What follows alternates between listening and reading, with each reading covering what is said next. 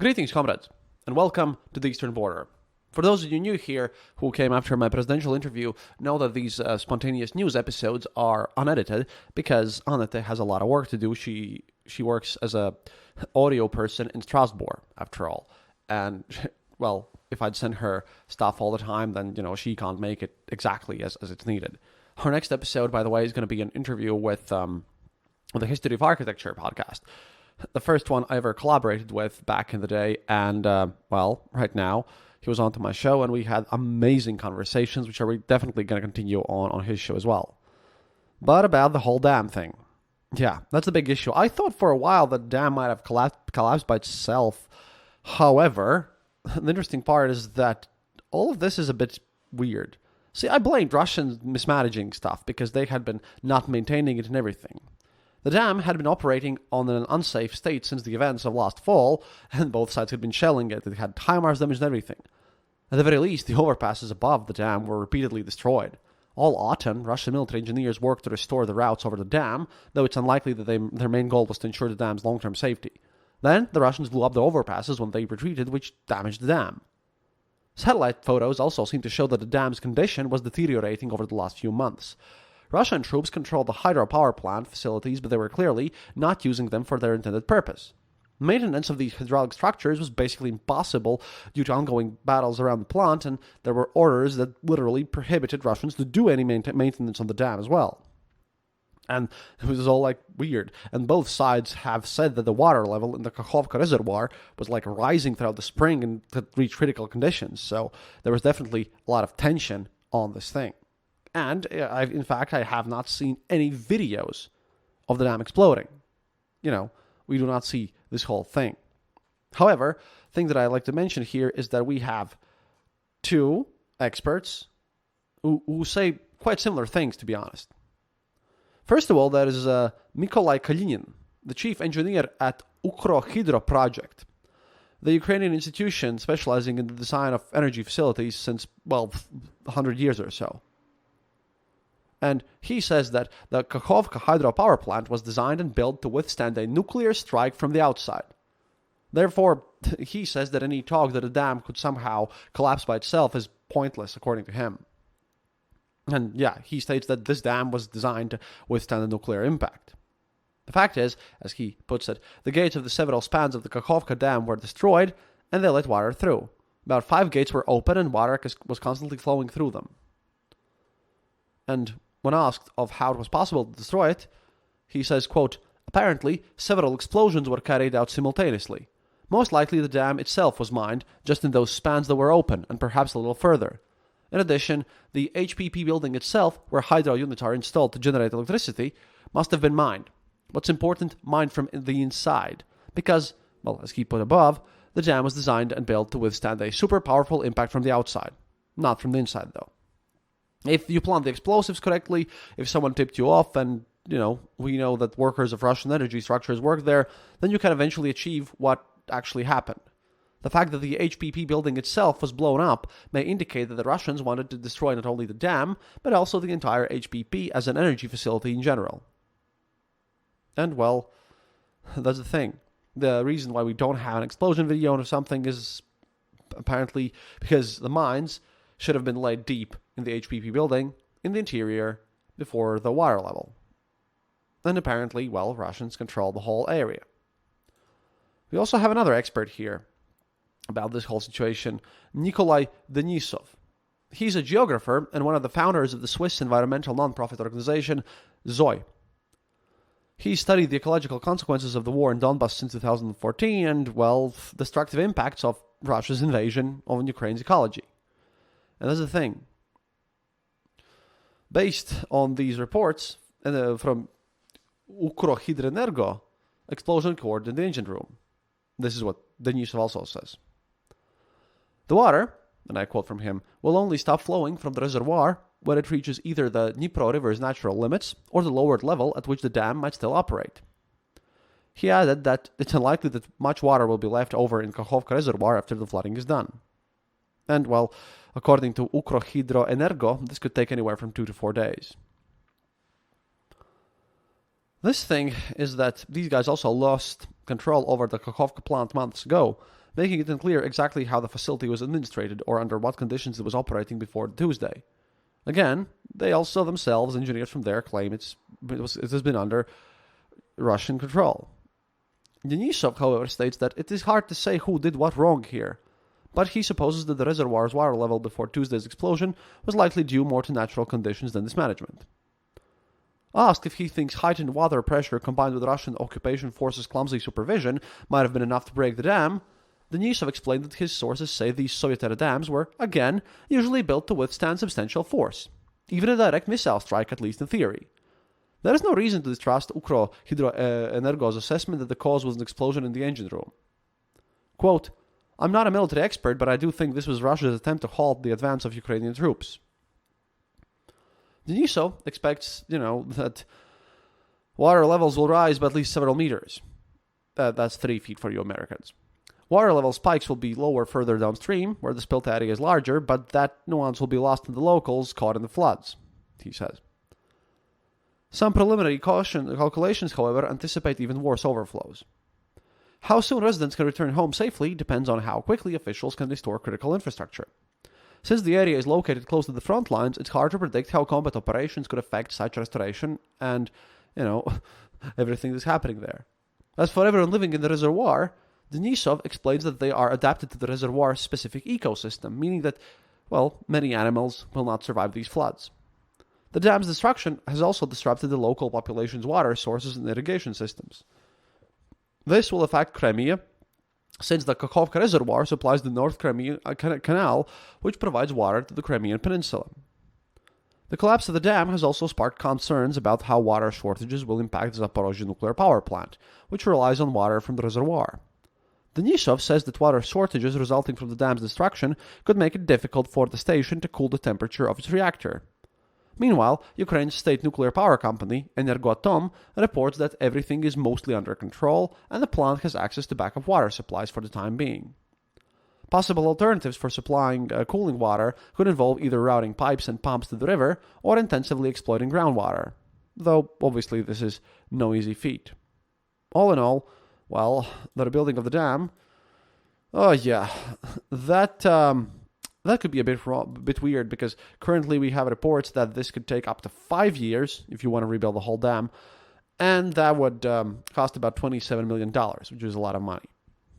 And again, like I said, I trust these two separate experts who state that no, it was impossible for the dam to collapse naturally. So if you read me on Twitter, I now agree that it's probably just Russians mining things and not even calculating anything. The fact that Russian troops were not informed about this, no one cares. Not like they care themselves about their own soldiers or something like that. They never have, and they never will either. But the dam explosion and everything, as tragic as it is, it's not the only news story. It's just among other weird situations that is happening there. See, I spoke about how Wagner Group is fighting the Russian army and how they're actually in conflict. And apparently in a spliced video, this Russian officer released by Wagner mercenaries, he said quite a few things.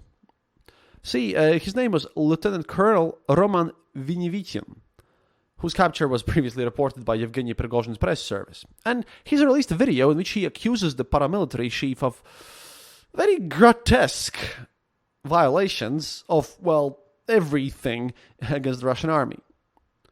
One of the news channels that shared the video disclaims having received it from an unknown account via message requests. The footage itself suggests that in places the speaker is reading from a script or taking cues from another person. The video has also been spliced. Among other things mentioned on camera, Vinyevitin speaks about being tortured and taunted by the mercenaries who captured him and accuses Prigozhin of undermining the Russian military with his statements. Vinyevitin identifies himself as the former commander of the Russian Army's 72nd Brigade. The famous guys Prigozhin had mentioned before. He claims that the Wagner fighters stopped him while he was doing his rounds checking on his units. After an obscene confrontation, that's that I quote here, the mercenaries allegedly captured him. In his own words, quote, "They kept me in a basement, tormenting me as no embedded Russian soldier would ever torment a captured Ukrainian soldier.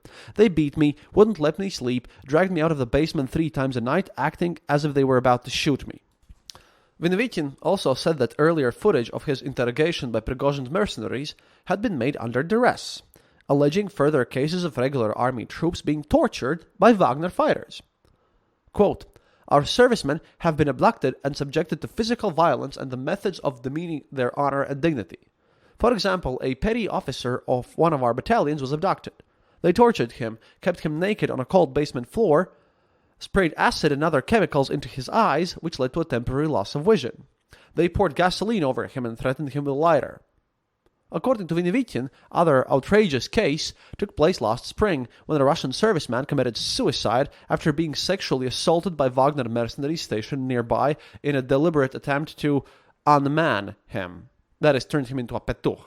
Again, this meaning will be lost to you if you haven't read my article or haven't listened to the previous prison culture episodes, but again, you can see how this matters to these Wagner Group soldiers who are, let's just say, well trained in the prison culture.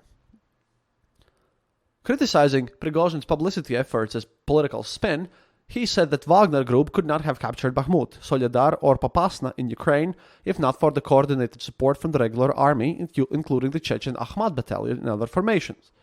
This, by the way, makes me think that the conflict between Kadyrov and Prigozhin is just going in a new stage, and we're seeing some bad stuff. I'll get back to this in a second. Vinovitin denies Prigozhin's allegations that his brigade had mined the back of Wagner Group's positions, calling him a product of the Prigozhin's PR team's inflamed imaginations. Now, the thing about Wagner Group and Kadyrov and everything is that, even Russian Z channels have noticed this. Everyone is like accusing everyone else of being a traitor, and well, our good old buddy Girkin, he's angry about the whole situation, and his friends are also stating that, smuta, or time of troubles, in a way, have begun once again. In a weird situation and twist of fate, they kind of are. Except it's just the beginning of all the stages. And like I said, the eternal fighting and their own internal struggles are quite inevitable, to be honest, because this is all just going a bit crazy.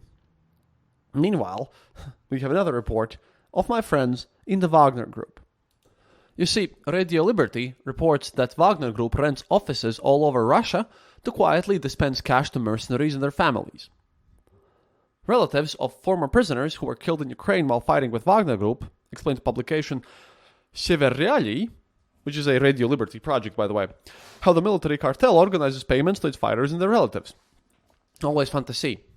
They say that Wagner Group representatives pay out millions of rubles in cash at rented offices in Russia's major cities like St. Petersburg and Novosibirsk, as well as at the Wagner base in the Krasnodar region. A company called Sluzba 200, Service 200, organizes funerals for killed Wagner mercenaries and handles Wagner Group payments. The service has a WhatsApp number which relatives can use to find out the status of their fighters. Alena, a Norilsk resident, used Service 200 when she was searching for her brother. It asked her to confirm her identity by sending a photo of her passport, and then within 5 minutes told her that her brother had been killed. After her brother's funeral, Wagner Group asked Alena for his burial certificate and then directed her to the closest Wagner compensation center in Novosibirsk. Alena spent about 8 hours in line at the Novosibirsk office. Quote, "The process is not fast. You write out a receipt, they take your picture, people count out money from these cash bottles," she explained. Alena's family received a 6 months pension of 660,100 rubles.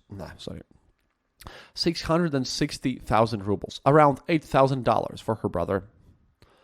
100,000 rubles, $1,220 in funeral money, and 5 million rubles as a compensation for the death of a relative. Over $60,000. I wish someone sent me $60,000, but yay.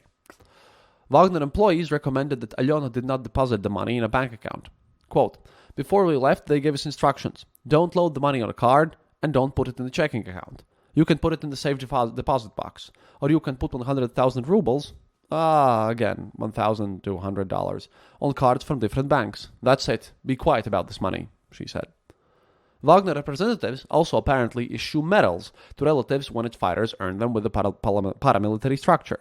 Wagner employees claim that the medals should come with a certificate signed by Russian President Vladimir Putin, but that the certificate will be given out only after the mercenaries are, quote-unquote, officially recognized as combat veterans. Some Severelli sources reported that they'd received certificates from Wagner directors about their relatives' participation in the war in Ukraine. The documents were printed on letterhand from the Petersburg League for the Protection of Veterans of Local Wars and Fighters in Military Conflicts, and apparently were signed by the director of the organization, hero of the Russian Federation, Andrei Troshev. So, Wagner is building up their own forces. Sadly, I do not have any information on what Kadyrov is doing, but weirdly enough, the Wagner Group is mostly trying to be a functional force on a higher level, even with their prisoners and after their deaths and everything. I think this is a remainder from the old Wagner. This shows how much money Prigozhin really has if he pays out such sums and does this actively in various cities. That's kind of the level of wealth that is unimaginable for normal people. But you see, the fact that Wagner Group takes care of their own just shows that they're taking this conflict seriously as well. And I don't mean the war in Ukraine, I mean the conflict with Kadyrov. I think Prigozhin has a plan. He's not a household name at any rate, and he's on to this situation. Not sure if he's involved in the explosion of the dam, however, but he has plans, and Kadyrov has plans, and they're in active conflict, and, well, we'll see how this turns out. The Ukrainian counteroffensive is going weirdly, with the elements of surprise not exactly being there. Everyone speaks about main assaults and everything. I will wait for some results and plans being put into some order and happening. There are various ways how to approach this, and I had a 2.5-hour call yesterday. Yeah, by the way, sorry for you guys who were on the Discord channel at that point, because I had to pick that one up. But I don't exactly know which part of the whole thing, everything really, is the main part of the assault. Ukrainian counterattack is happening, but I think they'll rather surprise us. In fact, I'm pretty sure they'll surprise us.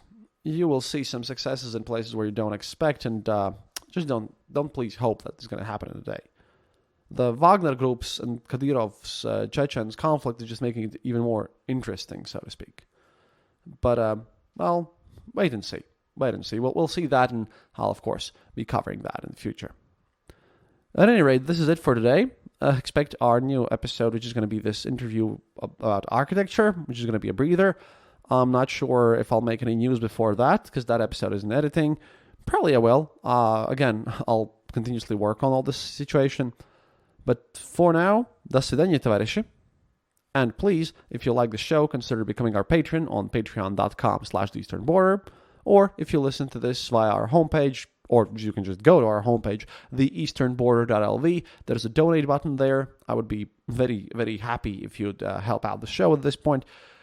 Because of Dad's funeral and all this stuff, lacking some resources. The fact that I need to get a non-DJI FPV drone system, because then I could film in July together with our German colleagues from Ukraine. And we finally finalized that part.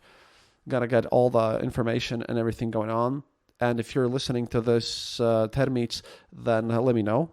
He's gonna drive us a bit, I hope. It's a bit of a mess anyway. But in general, yeah, let's look at how this whole thing unfolds. Girkin is, of course, extremely angry about the whole results of everything. But yeah, please support the show. I'll be covering it more in the news. До свидания, товарищи. And as always, happiness is mandatory.